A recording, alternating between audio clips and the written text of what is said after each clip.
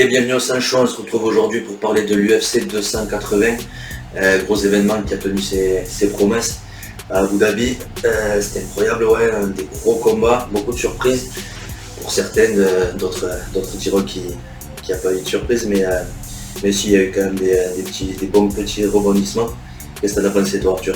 Ouais, exactement pareil, ouais, des beaux rebondissements, des beaux combats. Je pense qu'on peut commencer avec Mohamed Mokaev contre Malcolm Gordon. Ouais, Mokaev qui a confirmé encore une fois. Soumission au troisième round. Il y a eu quand même Malcolm Gordon a eu quand même des bons moments. Oui, il y a eu des retournements, il y a eu des renversements, il y a eu des takedowns de lui-même qu'il a mis. Il avait son dos quelquefois, il l'avait dans un étranglement arrière au deuxième round. Il a fait quelques erreurs qui lui ont coûté de ne pas pouvoir finir le combat. Mais il y avait une avenue pour Malcolm Gordon de gagner, hein, pour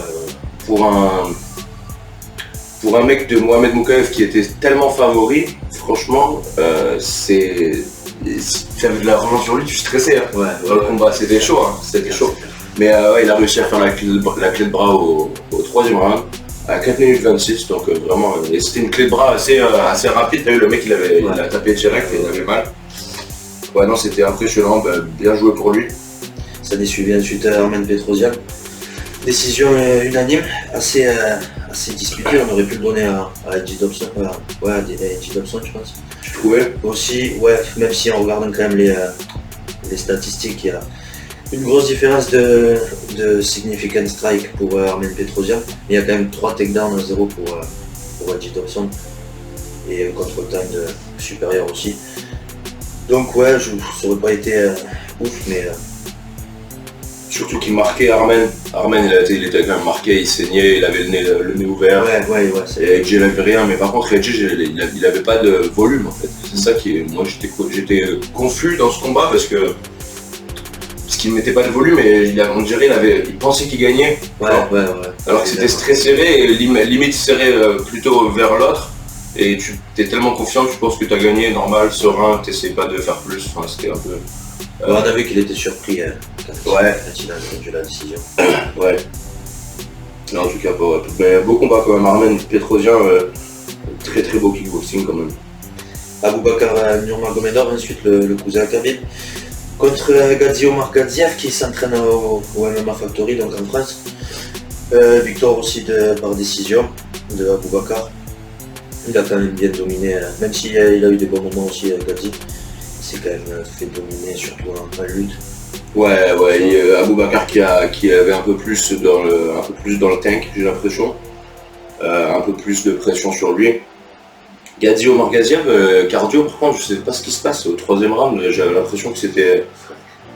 Ouais, je sais pas ce qui se passait. Après, je sais pas si c'est la pression de Aboubakar qui l'a rendu tellement fatigué, mais il m'avait pas l'air d'avoir une pression de ouf, tu vois. Donc je sais pas, peut-être qu'il faudra travailler un peu sur sa cardio parce que il y avait des avenues pour gagner le combat. Hein. Mais c'était un beau combat quand même. Volkan Ozdemir aussi qui était attendu et qui a perdu contre Nikita Krylov.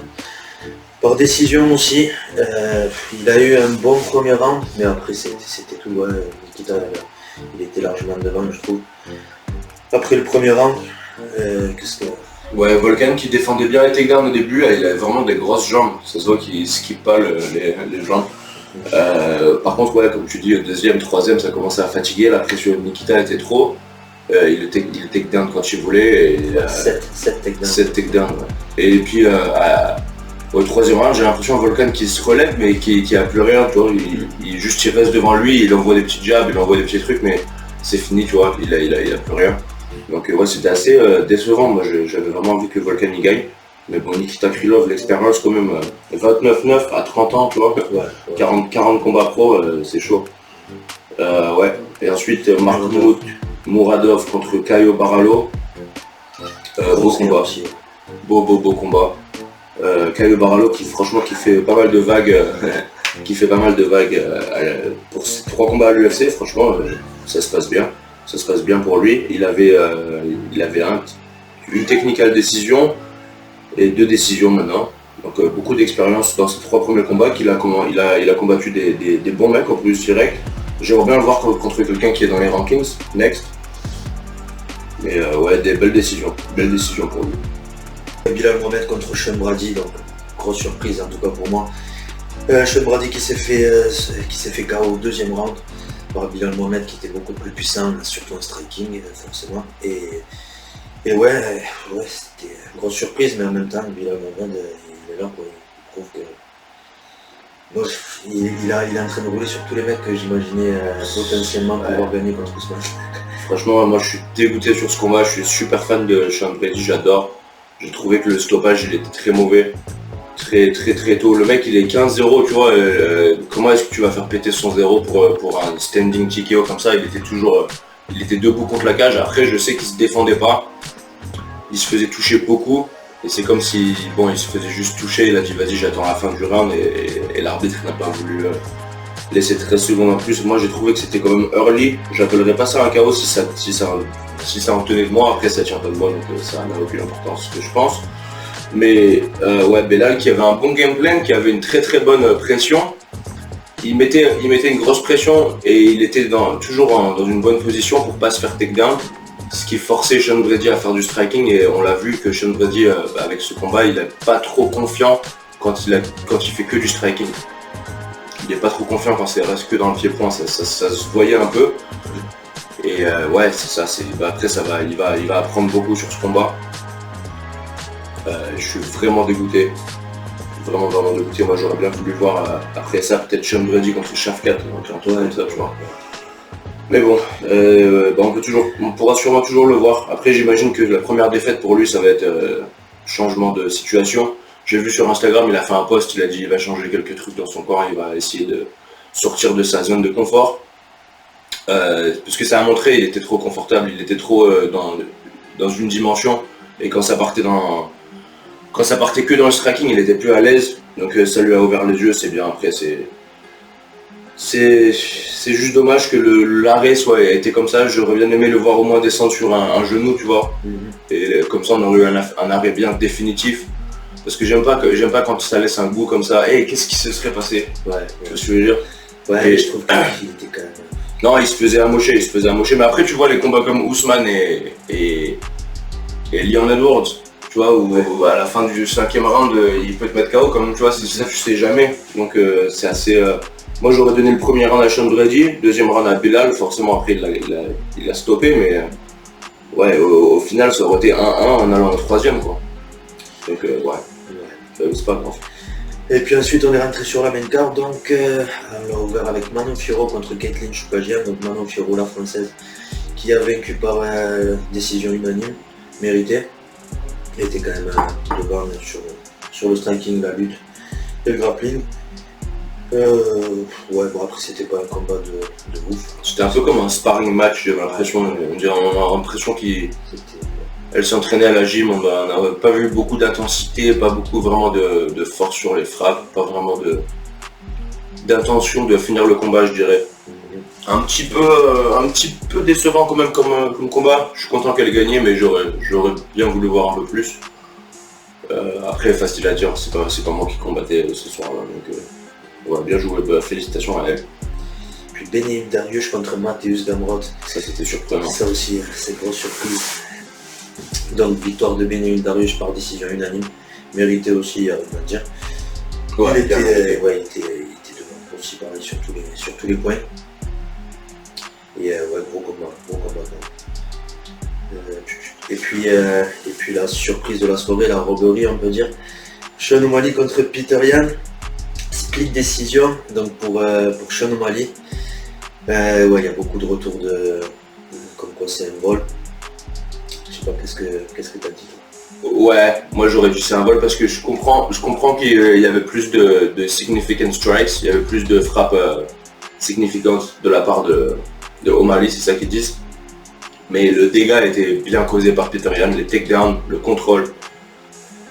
Pour moi il a gagné 3 rounds. Pour moi Peter Yan a gagné 3 rounds, donc je comprends pas comment ils l'ont donné à Sean O'Malley. Après c'est pas sa faute, tu vois, lui il a fait un beau combat, il s'est bien défendu. Il a montré des nouvelles choses de son arsenal, il a montré qu'il pouvait survivre en grappling, en lutte et tout. Donc non, c'est bien joué pour lui. Mais ouais, je pense pas qu'il méritait la victoire. Je pensais qu'il mériterait de perdre une décision unanime. Et son stock n'aurait pas baissé. Je pense parce que la prestation était très très forte contre le numéro 1, tu vois. Franchement, si t'es Peter ça fout la haine. Après, t'as le truc avec t'as la première défaite contre Sterling avec par disqualification. Moi, je fais partie des gens qui sont d'accord avec Sterling sur ce cas-là. Il y a des règles, c'est pour une raison. Si le mec ne suit pas les règles et commet une faute, ben, tu gagnes le combat. Je suis complètement d'accord avec ça. Donc, c'était de sa faute. Deuxième combat contre Sterling, c'était une décision. Moi, j'avais Sterling gagnant. Il y avait des gens qui avaient Peter gagnant, mais c'était comme très serré. Et il y avait beaucoup plus de contrôle pour Sterling, donc tu devais le donner à Sterling. Donc pas de chance pour lui. Et là vraiment il s'est fait douiller avec une mauvaise décision. Franchement tu es obligé de te sentir mauvais pour lui. Maintenant il se retrouve, Peter Yan se retrouve avec 4 défaites, 16-4, alors qu'à la base en fait il devrait être 16-1, j'ai envie de te dire. Il y avait un des combats au M1 contre Magomedov du Bellator qui lui avait donné à Magomedov à cause d'un point déduit de Peter Yan. C'est pour ça qu'il avait donné à Magomedov. Ensuite, il a la disqualification avec Sterling. Donc, ce qui n'était pas vraiment une défaite parce qu'il gagnait le combat en vrai. Il a vraiment perdu le combat contre Sterling et il s'est fait douiller par O'Malley. Donc, il devrait être 20-1 en fait. Ouais, il ne devrait pas être 16-4, tu vois. Et c'est chiant pour lui, c'est sûr. Mais bon, c'est comme ça. Comme un event de la soirée, Aljamain Sterling contre TJ Dillashaw. Aljamain Sterling qui reste champion. Avec un KO au deuxième round. TKO. Là aussi, une grosse supériorité, une grosse pression au sol. C'était impressionnant. Je crois qu'il s'est blessé l'épaule, TJ Dillashaw. Ouais, les 30 premières secondes du combat. Ouais. Mais je pense que ça aurait bien changé, même si c'était pas blessé l'épaule. Ouais, Sterling impressionnant. Donc il reste champion. C'était beau quoi. Là c'était beau, non mais Sterling, moi je le dis, hein, c'est un des meilleurs grappleurs en MMA du monde. Pas en pur jiu-jitsu, mais en MMA il est vraiment chaud, très bon à prendre le dos, très bon à mélanger les entrées de lutte, les phases de grappling qui suivent la lutte automatiquement. Prise de dos, il est fort avec il a des très bons leg locks aussi, des clés de jambes. Il est vraiment complet au sol, et il fait peur, il a une cardio de ouf. Et il est immense pour 21 mois et pour 135, il est immense, le mec il fait ma taille. Moi je combats à 145, il combat à 135, on fait la même taille, on fait le même poids, tu vois. Donc non c'est sûr, je sais pas combien de temps il va pouvoir rester dans cette division parce qu'il fait vraiment du gros cutting. Et voilà. Et donc ensuite le combat tant attendu, Charles Oliveira contre Islam Makhachev, donc victoire d'Islam Makhachev. Moi je fais partie des fans de Charles Oliveira, je voulais qu'il gagne. Mais bon voilà, Islam Makhachev a prouvé qu'il était meilleur et sur tous les points en plus. Il n'y a pas de discussion possible. Il a soumis un peu Charles Oliveira, très vite, j'ai l'impression, mais bon, ça c'est un autre débat.